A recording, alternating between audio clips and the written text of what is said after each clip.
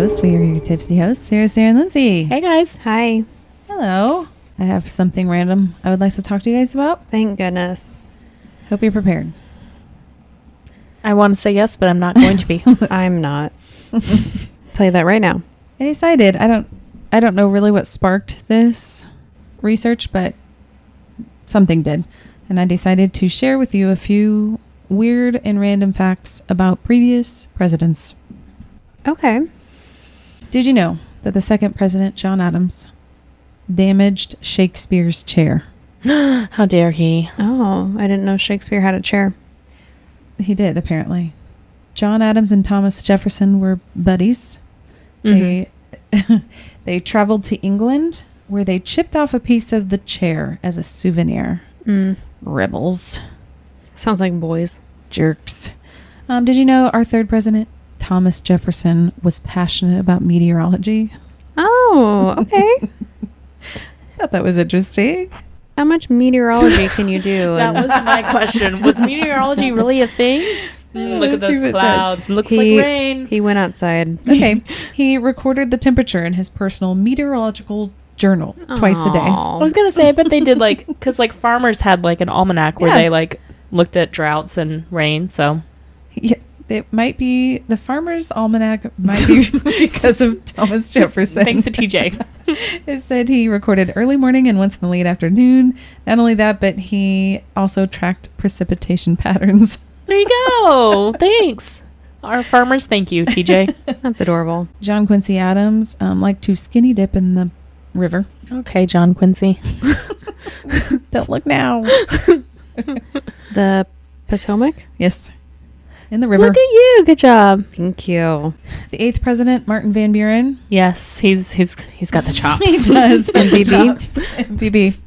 MVB. He is accredited for the phrase okay. I did not know that. Okay. Is there any better response than that? No. I want to know what the history behind okay is, though. Origin derives from the re-election campaign in 1840. He said, I'm okay. I am okay. I'm an okay dude. He said he adopted the nickname Old Kinderhook. Okay. Simply because he was born in Kinderhook, New York. His supporters used to shorten the name to OK during rallies. And so here we are. Okay, and so that's why we say okay now? Yes. That is why. So Old Kinderhook turned into, all right. Yeah. Which turned into a synonym for sure. All right. I guess. Okay. Okay, if you say so. James Polk was no fun. In fact, he banned all fun activities from the White House. He sucks. Lincoln, and we'll end here because we like Lincoln. Love him. He won all but one wrestling match. Oh, Lincoln. He was a big guy. He was 6'4". He probably wrapped all his limbs around He was everybody. a lanky dude. All of He his just limbs. hugged him. All four of his limbs. He just hugged him to death. Hugged him until Just they kidding. were like, Lincoln would never. I've got a presidential fun fact. Okay. please share. President Grant is my 8th great-grandfather. Okay. That is a fun fact. Fun fact. There's another presidential fun fact about My flex. independence. Harry Truman is from Independence, Missouri. He sure is. And he used to go on long walks around The area. the area. Okay. Are you guys ready to be entertained? Always. I'm already entertained, but yeah. Entertain me more. I'm going to tell you a story about true crime. True crime. Thank you. Yeah, you're welcome. No, she said, first. I You were not, no, points dead. No. You weren't thrilled with it. I think it's the true crime. Like, it's not us. I think it's me in true crime. I do Oh, better no. with paranormal. That's again. You didn't hear it after we did it. You're like, that's great. And she goes, She made a noise. I heard it.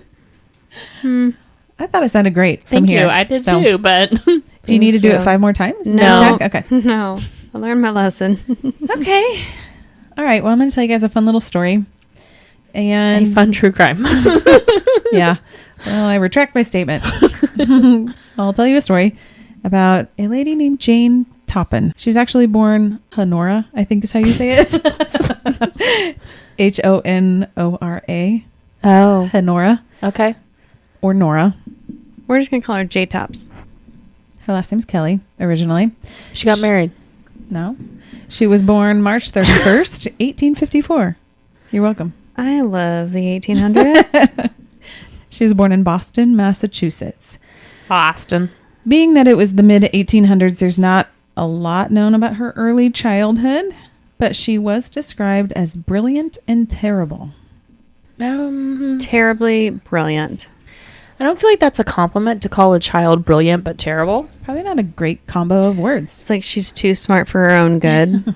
Yeah, something is not right, though. They're already noticing. Her parents, Bridget and Kelly, were both Irish immigrants. Sadly, her mother died of tuberculosis when Jane was very young. Consumption. Yes, happens to a lot of people at that time. And her father was an abusive alcoholic who was given the nickname Kelly the Crack, as in crackpot. Oh, okay. Yeah, I have to clarify. Wow. Like he was crazy. That's sad. There were stories that while her father was working as a tailor, he actually sewed his own eyeball shut. Nope. You're welcome. Wow. Trigger warning. That's fun. I'll go back in time. Lindsay, there's a trigger warning. It's too late. I've been traumatized. It happened. Okay. With the needle? No, stop. With a needle. No. Top and bottom eyelids just several times. Stop. But then he could kind of open them and see through the stitches. Or he just opened them, like just pulled them all off. I don't know how your headphones are helping. You can still hear us talking. I can still hear, but not as loudly. Okay, I'll move we're on. done. That was just a little blip of the story I thought I'd share with you. Oh, thank you. Thank you for that blip. You're welcome. It reminds me of Billy the Butcher. Billy Are you gonna do Butcherson? more? Billy Butcherson. Yeah. His mouth. Yeah, that's how my mouth sounded that mouths one are time in okay. our episode. I was like, my lips stuck together. Your lips stopped working. I do remember that. I forgot about that. You're welcome. A few years after Bridget's death, Kelly surrendered Jane and her older sister to the Boston Female Asylum, which was an orphanage. Documents from the asylum say that they were rescued from a very miserable home, and I'm sure that's not really a surprise given Kelly's history. Jane lived in the asylum/orphanage for about 2 years before she was placed in the home of Anne Toppan as an indentured servant in Lowell, Massachusetts. Jane was never officially adopted by the Toppans, but she did take their last name in an attempt to distance herself from her family. Anne insisted that she change her first name to something less Gaelic because she despised the Irish at the time. So Honora became Jane. That's when she changed her name. Anne had a biological daughter named Elizabeth and would always make sure that Jane knew that she was not her real daughter and that Elizabeth was her favorite. So it was very, very clear. After leaving the orphanage, Jane was enrolled at a school but had a hard time making friends because she would constantly lie, make up stories. She was basically a gossip and also started showing signs that she might just be a sociopath. In 1885, Jane began training to be a nurse at Cambridge Hospital. That's where all the sociopaths go. That's what my experience has been. Wow. Just kidding. Thanks. Careful words. I think I've got mental issues, but not sociopath. I plead the fifth. Just kidding. You know, I still think about the fact that oh my gosh, merging What did I names do? together, merging like that's names a psychiatric term. is a sign of what? Psychosis? Oh yeah, I forgot about that. I don't think I phrased it that way. Kind of. I mean, essentially. It is a psychiatric term that patients with psychosis do. You just do it for fun, though. There's You a do difference. it for fun. You're not doing it like legit thinking this is a word and then just using it expecting everybody to know what you're talking about. Oh, I use it to expecting You use everybody it- to know. You use it with me and Sarah. And on the podcast. I mean, I think it's fun. yeah. All right, anyways, back to Jane. Back to Jane. She was training to become a nurse at Cambridge Hospital. There, she was very well liked. She was friendly, helpful, and even earned the nickname Jolly Jane. That's different from being terrible. I have heard this before. I don't remember anything about it, but I've heard Jolly Jane. You've heard of Jolly Jane? Yes. But Oh, that was did that get your attention? too much. This was just a facade because Jolly Jane was actually Jadish Jane. That's the only word I could find. Okay, so if you can come up with a better J name, just let me know. But I looked it up. It means vicious and ill-tempered. Jadish. Jadish. Okay.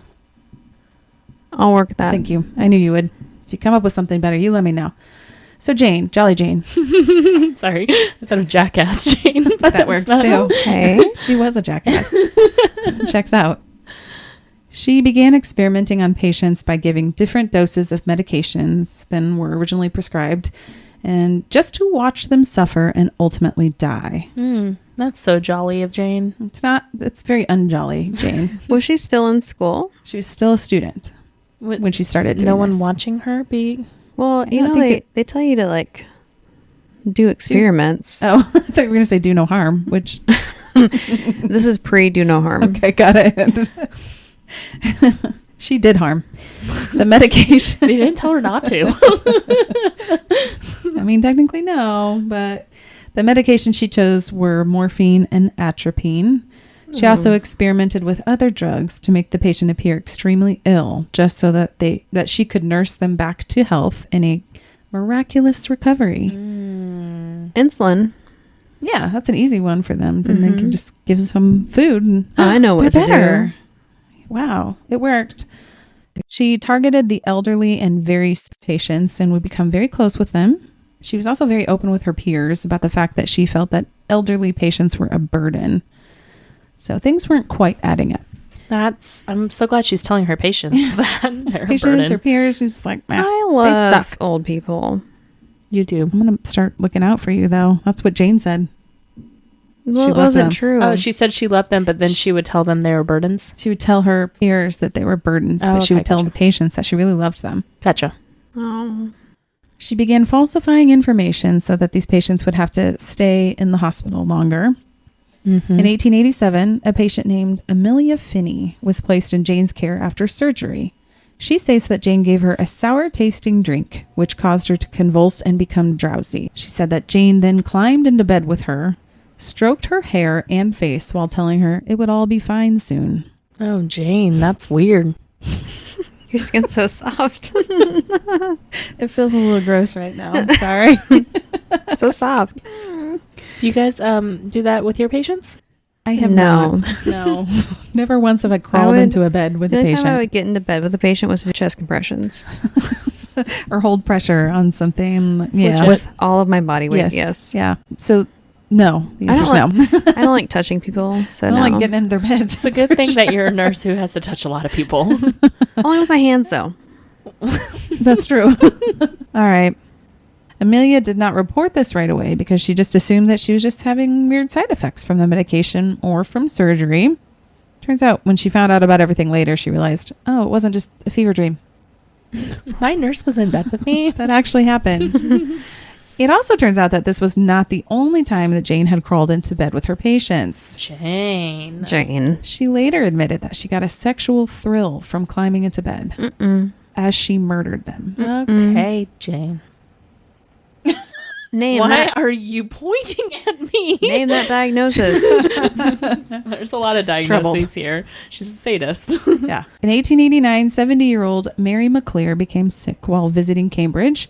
Her doctor sent, quote, one of my best nurses, aka Jane, to care for her. And then Jane poisoned Mary. A month later, Jane's close friend Myra Connors became sick, and Jane offered to come care for her. Myra was the dining hall matron at St. John's Theological School in Cambridge, and apparently Jane really wanted this job, like real bad. So she poisoned Myra. At a She wanted that theological instead of being school. Of theology. Right. Yeah. She wanted that instead of being a nurse. The dining hall of Yes. theology. Because she could poison a bunch of people. Probably. Oh, yeah. There you go. Yeah. What's her name? Something Mary? Typhoid Mary. Oh, yeah. She wasn't going to wash her hands. Oh, she's going to do much worse. She poisoned Myra with strychnine. Strychnine is a white, odorless, bitter powder that's often used to kill rats. Okay. It's gross, and it's poison. Poison. I got that. Poison. That girl is poison. Strychnine.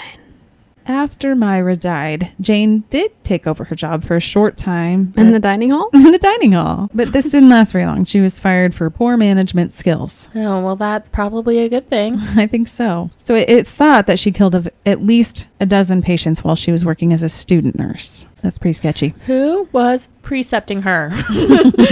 They all trusted her. She was so jolly. My student nurses, there's 12 of her patients that have died. Really weird. Should I be worried? This is really weird. I don't know what's happening. It's so weird. She is so lucky to get all of this experience. Yes. She's just so caring. We found her in bed with patients several times. Stroking their hair. It was so sweet. As they died from poisoning. That she did.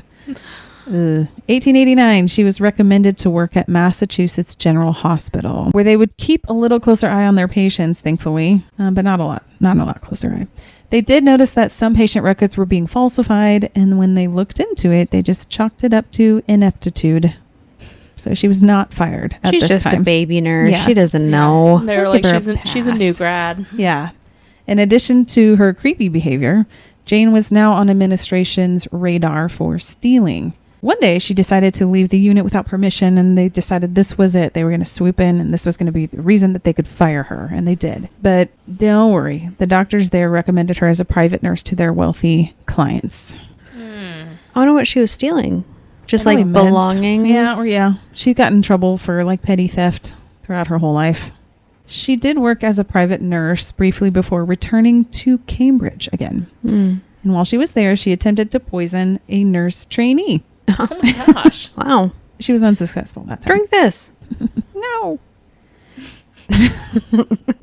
Okay. Okay, you don't have to. Those are good nurses' voices. Thank you. Been practicing my whole life. People were starting to pick up on the fact that weird things were happening to Jane's patients. Jane's a black cloud. Right. They were either dying or just becoming really sick, and she was nursing them back to health. Like, things weren't really adding up. Administration looked into this and they saw the pattern. However, they decided that there was no malicious intent and that it was a result of her incompetence. So she was fired from Cambridge. Again? No, she was fired from Mass Gen. Now she went Back to Cambridge, and Sure, now sure, she's sure. fired from Cambridge. Yes. Okay. 1895, she works as a freelance nurse. What You is can that? do that, apparently. And she was very successful at the time. Apparently, women were making like $5 a month, and she was making $25. I bet that's like a travel nurse. I was thinking like a contract. Maybe. Yeah. Yeah. I don't know. She moved into a building with her 83-year-old landlord, Israel Dunham, and his 85-year-old wife, Lovely. Oh. I bet they die. Well, as we know, Jane likes to pick on the elderly, and so they were prime targets. She poisoned Israel, and 2 years later, poisoned Lovely. She said later that they had gotten, quote, feeble, fussy, old, and cranky. And that was her reason for poisoning them. 1899.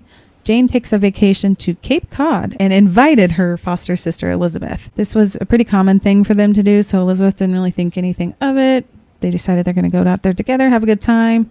Jane made a picnic of cold corned beef, taffy, and mineral water, laced with strychnine. Sounds delicious. She gonna die. Cold corned beef and taffy. Right?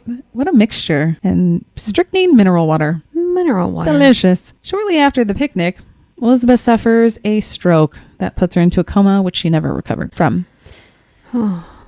Jane was later quoted as saying, That's too bad. Sorry about that. kind of, quote, I held her in my arms and watched with delight as she gasped her life out. Oh, wow. Jane, there are some things that are inside thoughts, and that is one of them. Yes. Jane, no thank you. Within 3 days of Elizabeth's death, she moved in with Elizabeth's widow. You guys are going to have to help me with this pronunciation. Oramel. What? Oramel? Oramel? Oramel? Ormel. Oramel Brigham. And she tried to get him to marry her. He declined. No, thank you, ma'am. No, thank you. But she You was, just killed my wife. yeah, he thought something was up. But she was pretty hell-bent on getting him, so she went ahead and poisoned his 77-year-old housekeeper in an attempt to impress Ormel with her housekeeping skills. She was like, I'm going to take over. I'm going to kill your housekeeper, and then I'll be your housekeeper, and you're going to see how amazing I am. This didn't work. And he told her he didn't want her as her housekeeper or a wife. She decided that she would win his love by poisoning him and then nursing him back to health. And when this didn't work, she claimed that he had gotten her pregnant. After this, he was like, enough is enough. You need to get the fuck out. So he finally kicked her out after all that. So finally, 1901, Jane was suspected of killing an entire family and was being followed by a detective. The family was the Davis family.